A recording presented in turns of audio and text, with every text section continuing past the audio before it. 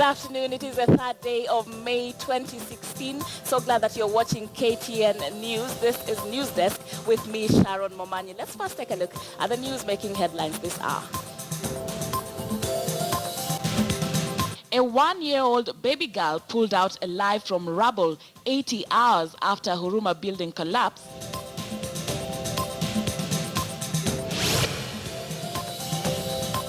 Kenyan media practitioners joined the rest of the world in marking Press Freedom Day.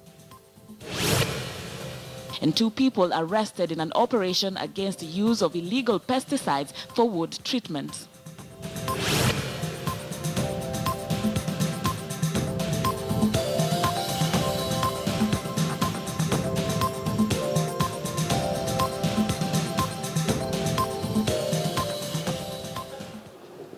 Welcome to the program. We begin with some good news from the site of that collapsed building in Huruma, where a 1.5-year-old baby girl was rescued alive at 4 a.m. The Red Cross says the child, who had been buried for about 80 hours, was found in a bucket wrapped in a blanket. A dead woman was also found in the same room as the baby, but it is not clear whether the deceased was the child's mother. Dorcas Wangira tells us more.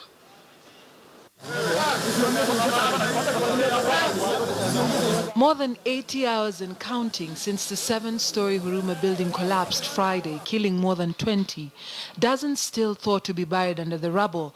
But with each passing hour, the hopes of finding more alive are fading. Tuesday, 3rd May, as search and rescue operations continued, a female child, not more than a year and a half, the Red Cross says, was rescued alive from the debris at 4 a.m. The child, who had been buried for about 80 hours, was found in a bucket wrapped in a blanket.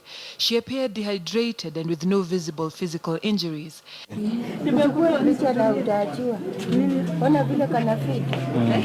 was taken to the Kenyatta National Hospital by the Kenya Red Cross Rescue Vehicle and is currently undergoing treatment. Efforts to identify and trace her relatives are underway.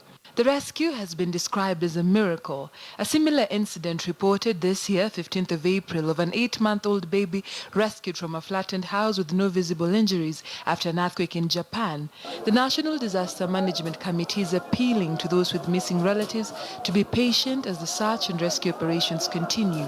Dorcas Wangira, KTN News. Indeed, a very miraculous rescue right there. And we want to cross over live now to Huruma, where our reporter Murimi Mwangi has been following developments from that end. And Murimi, let's begin by talking about this child who was rescued earlier this morning. If you can paint to us a picture of where exactly within this rubble that the child was found. All right. I'm told that there's a briefing going on at the site right this moment, and we shall be going live there in a short while. Let's move on now. And Kenyan journalists today join others in the rest of the world in marking World Press Freedom Day.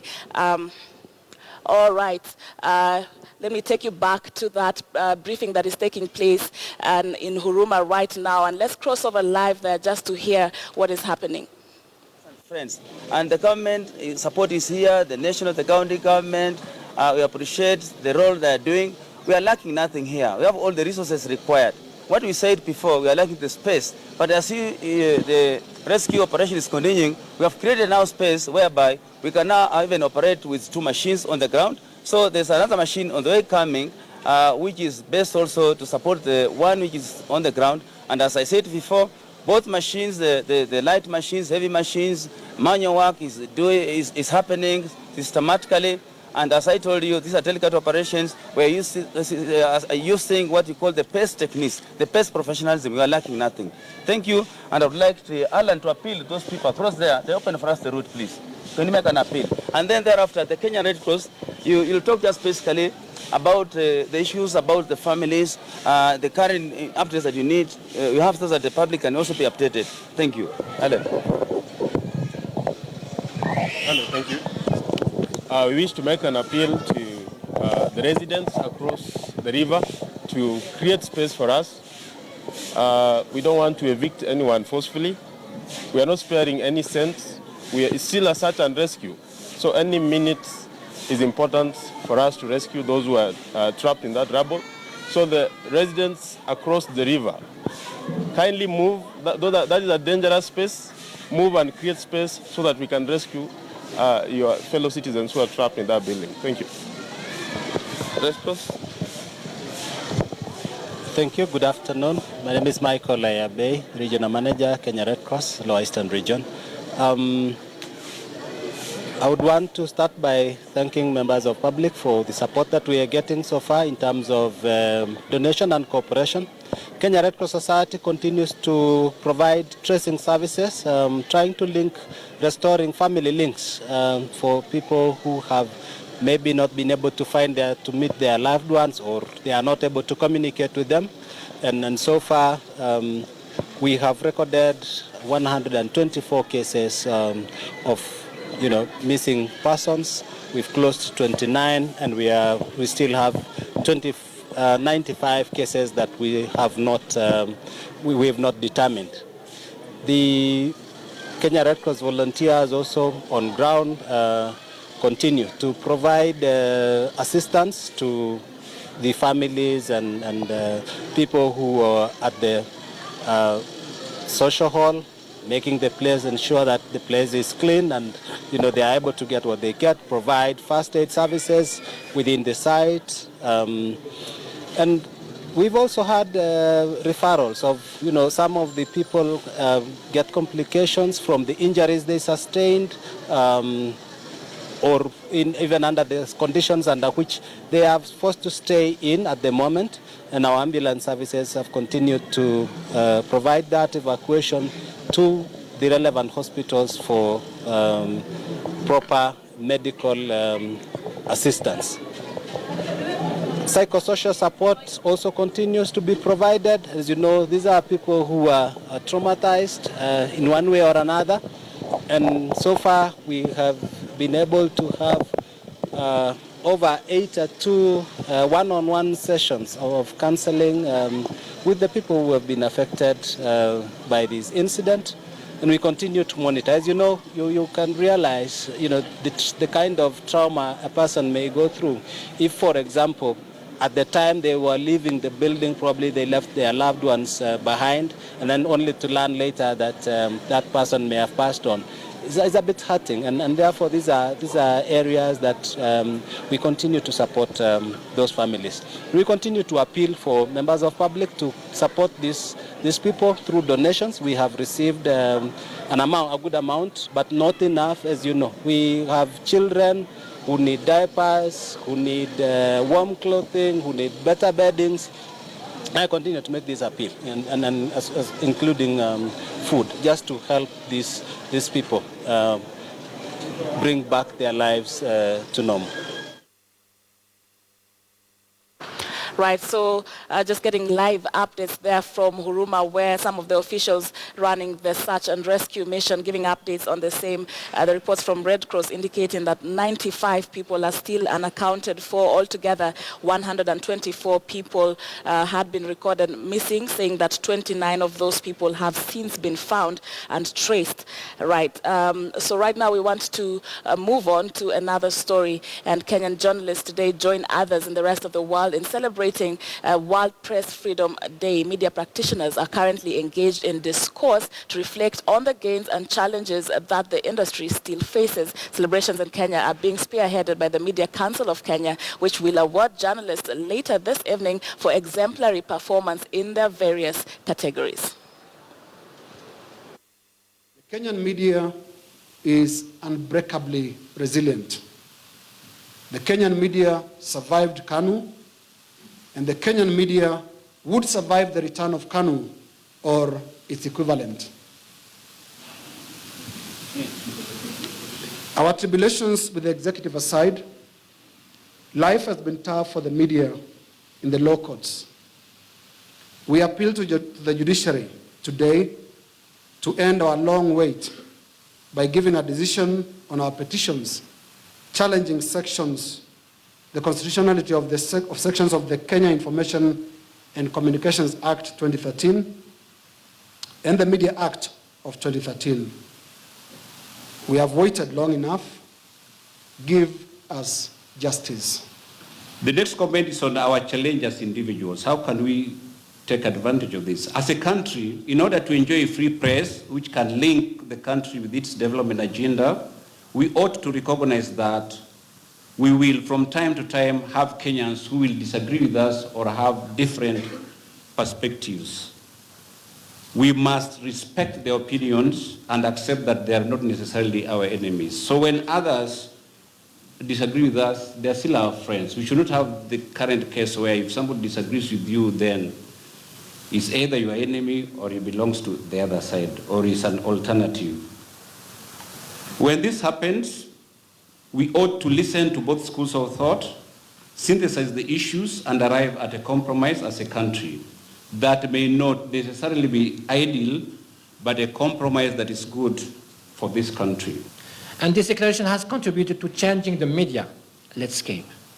As you know, the Window Declaration is a statement of press freedom, principle put together by African journalists in 1991, and was established as a UNESCO seminar promoting an independent and pluralist African press.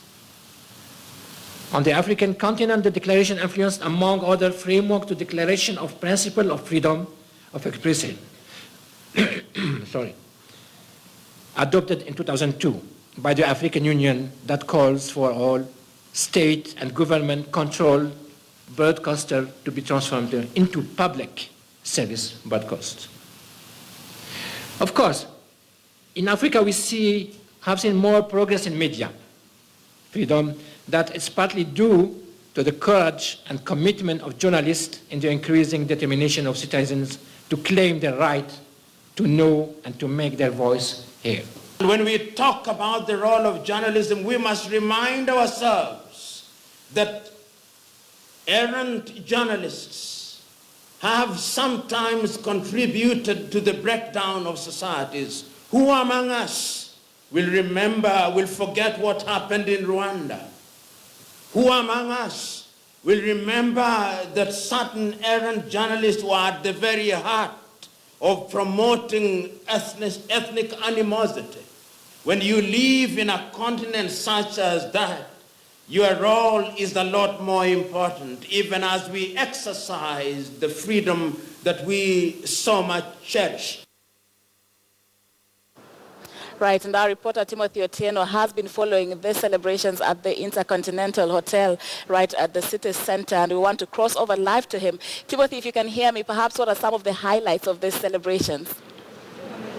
Of course, Sharon, thank you. Most of the talk has been revolving around media censorship versus media freedom. And even as you have seen right now, the speaker, Dr. Nancy Boke, who is a lecturer of communication at the Multimedia University, has just been giving her keynote address in regards to the same. And most of the morning session, even the keynote speaker, Patrick Lumumba, did touch on this and where the balance can be found between media freedom and media censorship. Of course, the Media Owners Association chair was here issuing their side of the story and how this is affecting them, because remember, Sharon, most media houses are commercially based and they do depend on advertisements to boost their revenues. But this also comes against the Kenya Films and Classification Board, whose CEO, Ezekiel Mutua, is here. And remember, the Kenya Films and Classification Board just recently banned advertisements on things like alcohol,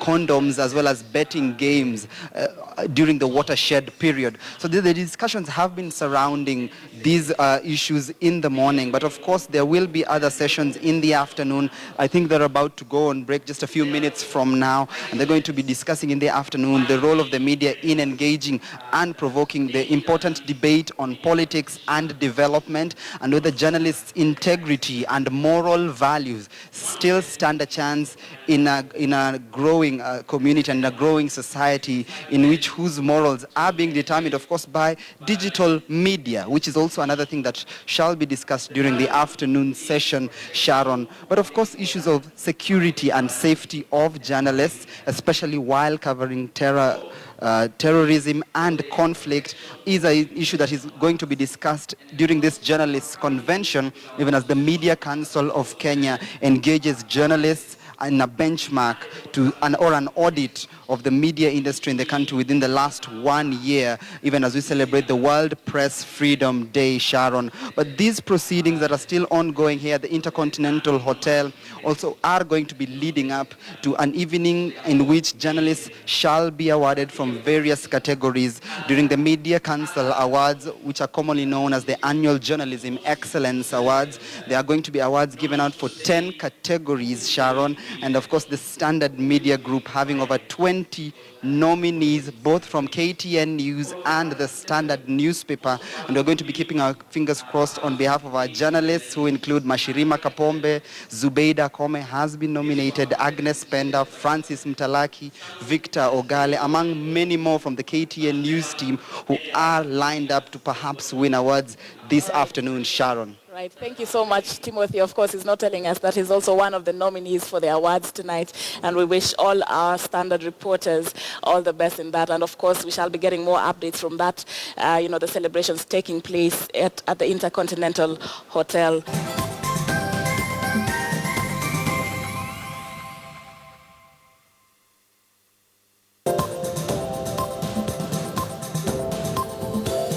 Welcome back, and thank you for staying with us here on KTN News Desk. Kenya is in the second day of national mourning following the death of former First Lady Lucy Kibaki. The National Burial Committee, led by Devolution Cabinet Secretary Mwangi Kiunjuri, is set to release more details about the funeral plans. Mama Lucy will be buried at a private ceremony in Othaya on Saturday. Meanwhile, the Council of Governors are also visiting the Muthaiga home of the retired President Mwai Kibaki to console the family. Now, our reporter Nicholas Wambo is following the story and now joins us live from our city center studios. Nicholas, if you can hear me, do we know which governors are going there, and what further details do we have about the burial?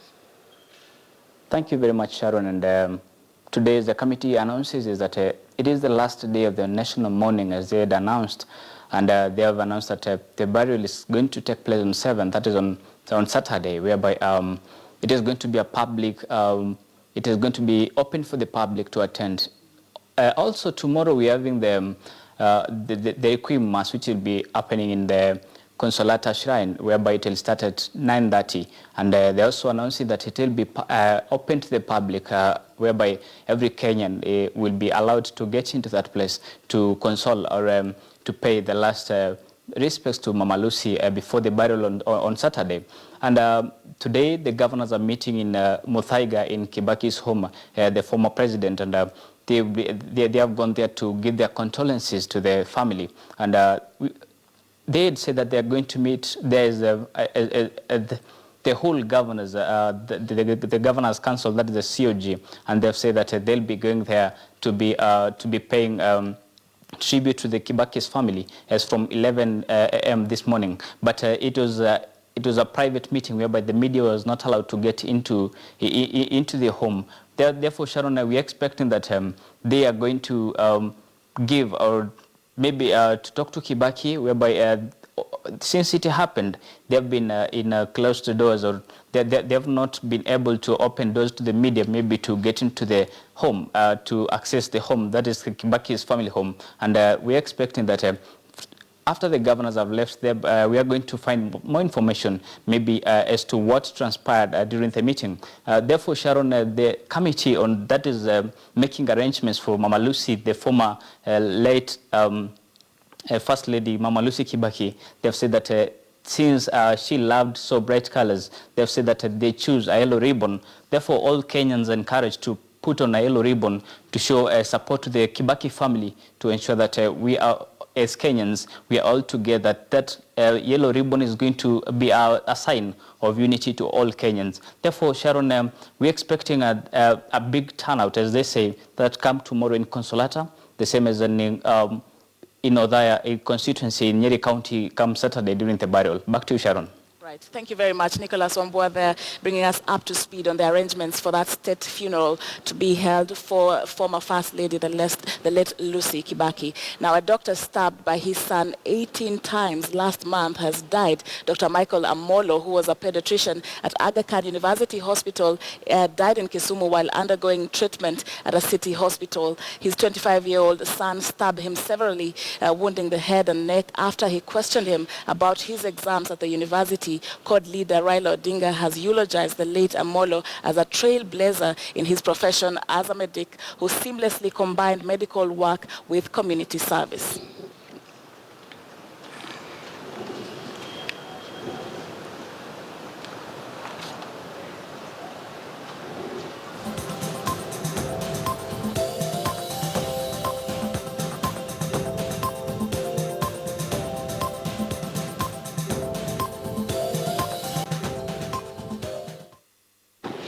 Right. New draft rules released by the National Transport Safety Authority, NTSA, are seeking to carry out inspection on all private vehicles every 2 years and every year for commercial vehicles. According to a local daily, the draft regulations require all commercial vehicles, public service vehicles, and school buses shall undergo a pre-registration inspection before registration and an annual periodic motor vehicle inspection. The inspection is to cover motorcycles, three-wheelers, and trailers. Motorcyclists will pay 1,300 shillings for the inspection, three-wheeler operators 2,600 shillings, while private car owners will pay between 2,600 and 3,900 shillings for the checks, depending on the vehicle engine capacity. Areas of interest for the inspection include shock absorbers, tires, headlights, battery life, indicators, brakes, and seat belts, among others.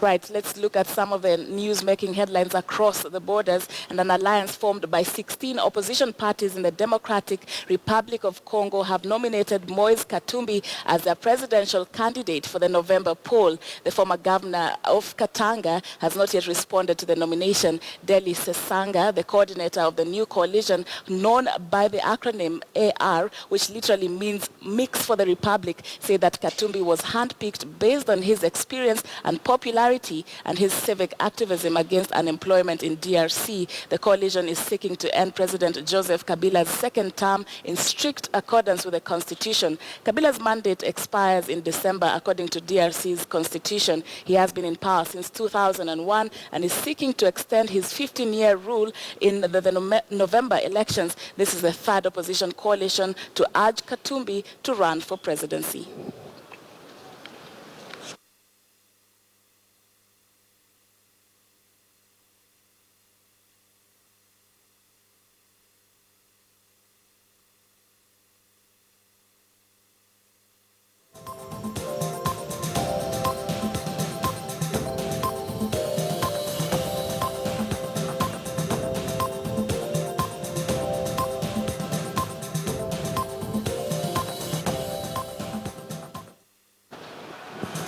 Well, it is on that sporty note that we end up today's edition of News Desk, at least on our home channel. After the break, I will return on the KTN News channel with more news. Don't go too far and enjoy your afternoon.